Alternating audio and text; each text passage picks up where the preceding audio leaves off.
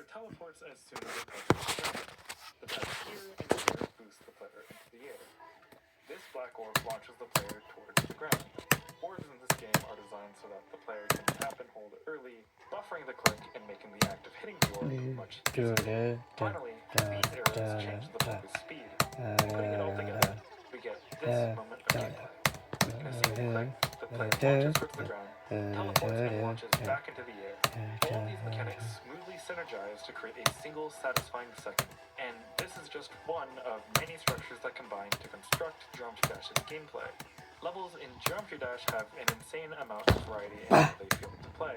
The gameplay in Circles feels very different than that of Red Dart, despite both being centered around the wave game mode, and both being red. This variety is owed to the fact that Geometry Dash's mechanics work really well, both individually and as a whole, making GD deceptively deep as a game. I think RobTop's own official levels for Geometry Dash are some of the best levels in the entire game, with gameplay that I genuinely believe surpass even some of the greatest custom creations. This is because they take full advantage of the game's more complex interactions. This manifests in many ways, some more subtle than others.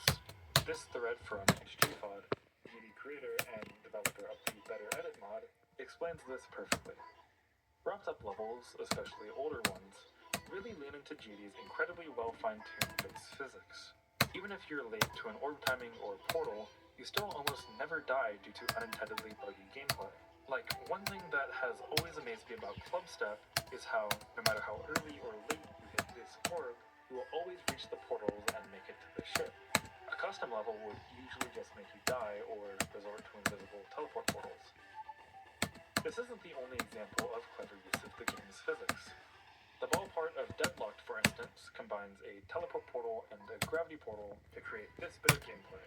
Not only is it a really satisfying motion, you can hit it early or late without bugging up the level and dying, just like the orb HJFOD mentioned.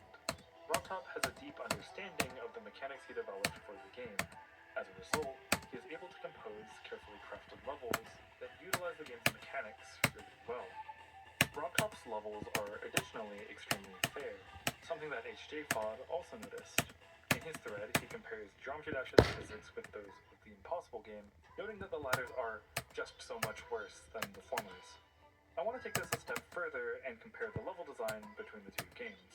The Impossible game's first level, Fire Aura, and Geometry Dash's first level, Stereo Madness, share a lot of superficial similarities. They both start with one spike, followed by two spikes, followed by a jump onto a block. They both include a section in which the player is required to hold to keep jumping, releasing so they don't encounter a spike on the next platform. And they both introduce triple spike jumps late into the level. But I find that there are some massive differences in how the two levels are built, even ignoring the ship section in Stereo Madness. Let's look back at the first few jumps. Fire Aura requires a player to time their jump such that they land on this block. This is deceptively difficult. If you jump too late, you will miss the block entirely and die. This jump requires the player to hold an understanding of their jump's trajectory, something they probably won't have within the first 5 seconds of gameplay. I would even go as far to say that putting such a jump this early in the first level is unfair game design. Stereo Madness doesn't have this problem, despite also including a block jump. This is because, adjacent to the block, are 2 spikes that prevent the player from moving too far forward.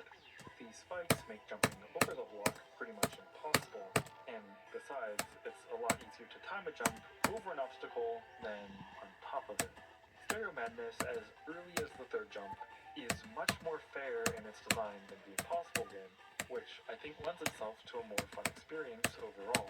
This manifests in many ways, such as the fact that Stereo Madness' triple spike jumps are actually easier than regular triple spike jumps. But I find this most apparent with Fire Aura's use of blind jumps. Blind jumps are jumps that are basically impossible to react to because they appear on screen before you have the time to react. This gameplay element is actively hostile to the player and just isn't very fun to play. Even worse, on the original version of this jump is broken.